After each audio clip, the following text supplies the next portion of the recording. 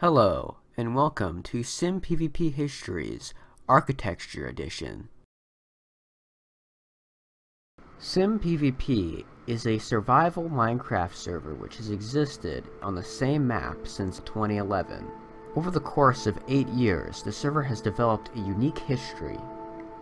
Come explore the various chapters of that history in these episodes of The Complete History of Simpvp. Don't know why. We may not be perfect, but heaven knows we try.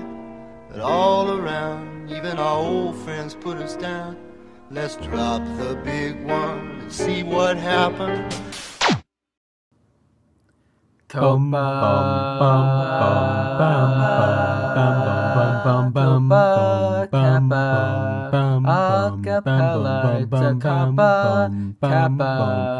Acapella legal notice. So, before I talk about the subject matter for today's video, I want to address some confusion that occurred with my first video in this series. And that mostly revolves around this map. This map was designed by Pippinger or Parkington or whatever else you want to call him, to show the connections architecturally and historically between different bases in time. At the top, it is earlier. At the bottom, it is later. Now, obviously, not every Simpvp base will be shown on here, as not every Simpvp base connects with others in a nice fashion or in a useful fashion at all. In fact, on this map, there are also bases which were not even built on Simpvp at all. They are shown on here just to show the connections between building styles of different players and different time periods.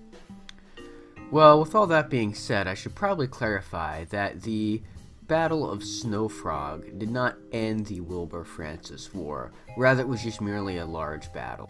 It was a common theme in that war to stage battles around very famous historic builds on Simpvp. So, last episode we covered spawn bases. In this episode we'll be moving on and covering an individual's building style, and that would be the building style of RevStoningPot, the Revian style. Now, most OG Simpvp players know who RevStoningPot is, so to them he requires no introduction. But to those who don't know who he is, allow me to explain. RevStoningPot, to quote the Simpvp Wiki, is a longtime player, ex-admin, outquote, and prolific builder.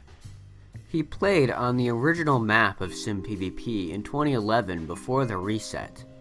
On there he built two major builds, the Simpsons house and the PvP castle, a massive castle which displays player versus player on it for all to see.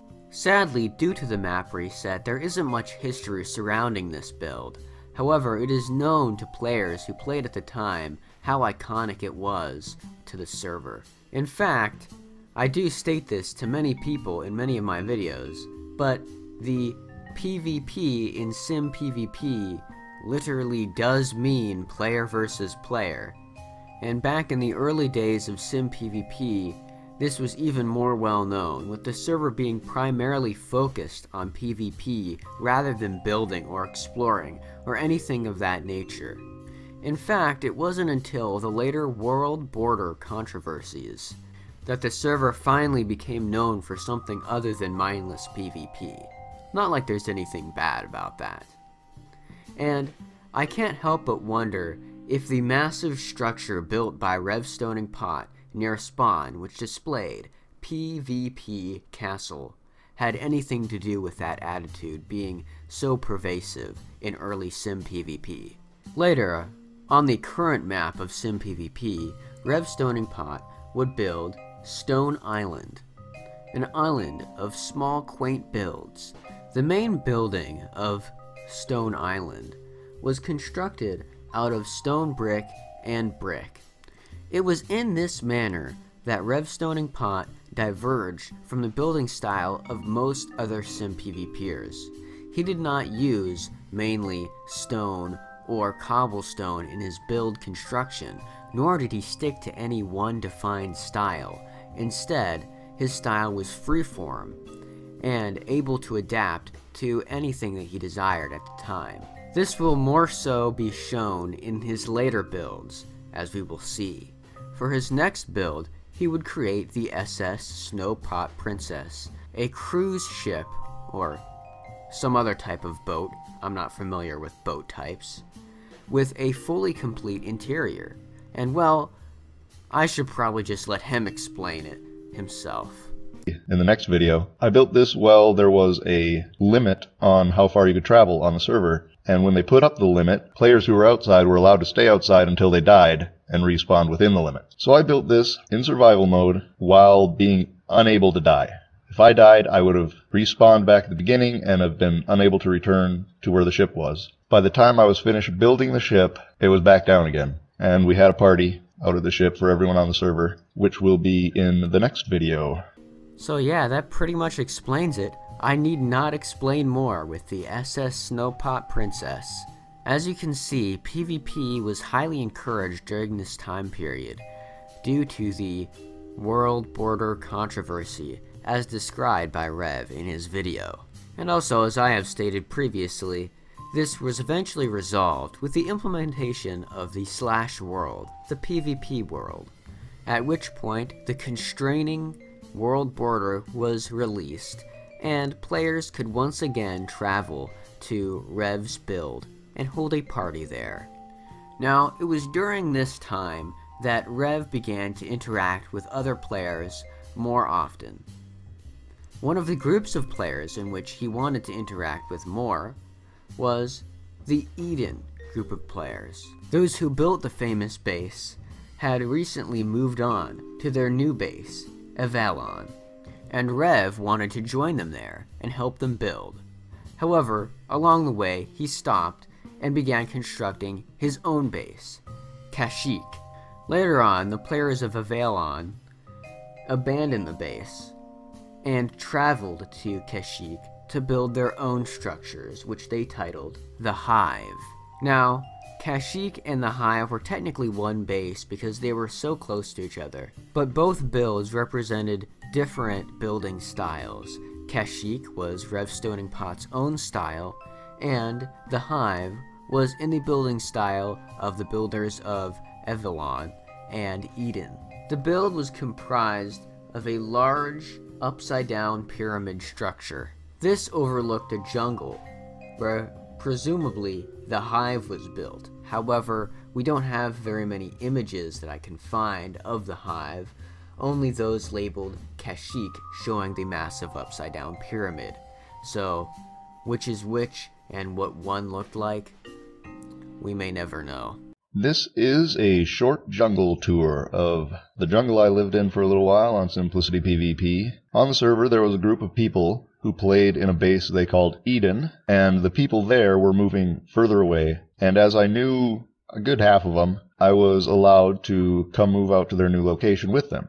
Once I got to their new location, I thought, hey, what if I make a base nearby and we can be like trade partners and whatnot. And so I traveled a little ways away from their spot, and I built in a jungle, and I called the jungle Kashyyyk, or Kashyyyk. So when trouble came about, some of my friends from that team moved, and they built what was called the Hive underneath the desert, which was right next to my jungle. But this is just a video of my stuff that I was building in the jungle. I don't have any video of the Hive.